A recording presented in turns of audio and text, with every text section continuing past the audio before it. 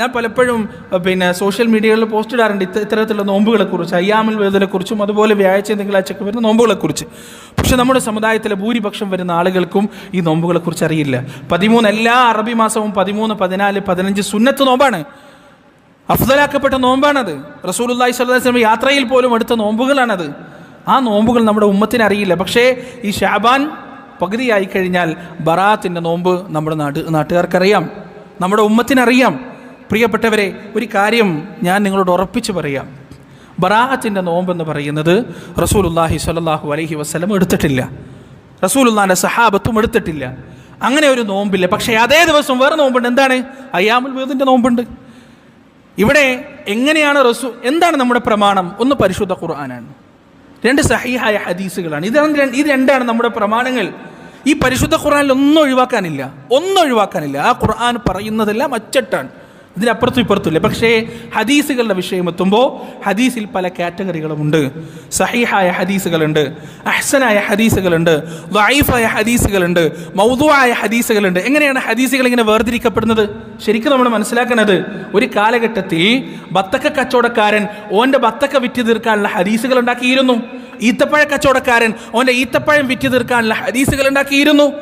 അങ്ങനെ ഓരോരുത്തർക്ക് തോന്നുന്നത് പോലെയുള്ള ഹദീസുകൾ ഇങ്ങനെ അടിച്ചുവിടാൻ ഇരുന്ന ഇരിപ്പിൽ 10, 15 ഹദീസൊക്കെ ഉണ്ടാക്കിയ ആളുകളുണ്ട്. ആ ഹദീസുകൾ, കള്ള ഹദീസുകൾ വേർതിരിക്കാൻ വേണ്ടിയാണ് മഹാനായ ഇമാം ബുഖാരി റഹിമഹുല്ലാഹ്, മുസ്ലിം റഹിമഹുല്ലാഹ്, അതുപോലെ വലിയ വലിയ പണ്ഡിതന്മാർ ഇറങ്ങിത്തിരിച്ചത്. അതിനെ ഫിൽട്ടർ ചെയ്യാൻ, സഹീഹായ ഹദീസുകൾ മാത്രം ഈ ഉമ്മത്തിന് കൊടുക്കാൻ. നിങ്ങൾക്കറിയോ, ഒരു ഹദീസ് അതിൻ്റെ സ്വഹത്ത് മനസ്സിലാക്കാൻ മാസങ്ങളോളം യാത്ര ചെയ്തിട്ടുണ്ട് ഇമാം ബുഖാരി, മാസങ്ങളോളം. ഇമാം ബുഖാരി ഒരു റഷ്യക്കാരനാണ്. അദ്ദേഹത്തിൻ്റെ ജീവിതത്തിലുള്ള ത്യാഗം ചെറുതൊന്നല്ല പ്രിയപ്പെട്ടവരെ, ചെറിയ ത്യാഗമൊന്നുമല്ല. ഒരുപാട് കാൽനടയായിട്ടും കഴുതപ്പുറത്തും കുതിരപ്പുറത്തും യാത്ര ചെയ്ത് ഭക്ഷണമില്ലാതെ, വെള്ളമില്ലാതെ, അന്നമില്ലാതെ മുഷിഞ്ഞ് അദ്ദേഹം പ്രയാസപ്പെട്ടിട്ടുണ്ട് ഒരു ഹദീസിന് വേണ്ടി. എങ്ങനെയാണ് ഒരു ഹദീസ് സഹീഹാണോ ദഈഫാണോ എന്ന് വേർതിരിക്കുക? ആ ഹദീസ് ഇന്നാള് പറഞ്ഞു എന്ന് റസൂൽ വരെ മുട്ടൂലേ, അതിനാണ് സനദ് എന്ന് പറയുക. അസ്നാദുകളെ പഠിക്കും. ആ അസ്നാദുകളിൽ ഏതെങ്കിലും ഒന്ന്, ആ പരമ്പരയിൽ ഏതെങ്കിലും ഒരു കള്ളനുണ്ടെങ്കിൽ, ഏതെങ്കിലും ഒരു കളവ് പറയുന്നവരുടെ ഒരു കദ്ദാബ് ഉണ്ടെങ്കിൽ, ആ ഹദീസിനെ അദ്ദേഹം ദഈഫായി വേർതിരിക്കും. ആ ഹദീസ് പിന്നെ സ്വീകരിക്കാൻ പറ്റൂല. അങ്ങനെ മുഴുവനായും റസൂലിലേക്ക് എത്തുന്ന ഹദീസുകൾ, സത്യസന്ധന്മാരുടെ പരമ്പരയുള്ള ഹദീസുകൾ സ്വഹീഹായി വേർതിരിക്കും. ആ ഹദീസ് നമുക്ക് സ്വീകാര്യമാണ്.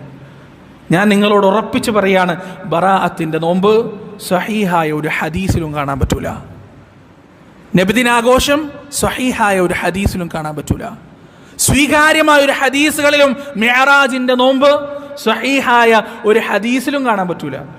പിന്നെ സാധാരണ പറയും സലഫികൾക്ക് നോമ്പില്ല, തറാവി 15 റക്അത്തായിട്ട് ചുരുക്കി, എല്ലാം ചുരുക്കലാണ്, വെട്ടിച്ചുരുക്കലാണ്. പ്രിയപ്പെട്ടവരെ, ശരിക്ക് സുന്നത്ത് പിന്തുടരലാണെങ്കിൽ ഒരു മാസം 11 നോമ്പ് ഒരാൾക്ക് കിട്ടും. 11 നോമ്പ് എങ്ങനെ കിട്ടുക? എല്ലാ ആഴ്ചയും 2 നോമ്പുണ്ട്, തിങ്കളാഴ്ചയും വ്യാഴാഴ്ചയും. അങ്ങനെ എത്ര നോമ്പായി?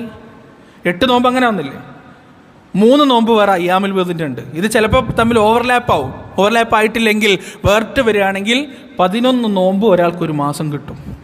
ആ നോമ്പുള്ളതാണ്, സഹിഹായ ഹദീസിലൂടെ സ്ഥിരപ്പെട്ടു വന്നതാണ്. ആ നോമ്പെടുക്കാൻ നമ്മുടെ ആളുകൾക്ക് നേരമില്ല. പിന്നെ ഈ മെഹറാജിൻ്റെ നോമ്പ് വന്നാലോ, ബറാത്തിൻ്റെ നോമ്പ് വന്നാലോ, അങ്ങനെയുള്ള നോമ്പുകൾ വരുമ്പോൾ ആളുകൾ ഇങ്ങോട്ട് ആവേശം കയറുകയാണ്. എന്നിട്ട് പിന്നെ വാട്സപ്പിലൂടെ മെസ്സേജ് അയക്കലും, ഫേസ്ബുക്കിൽ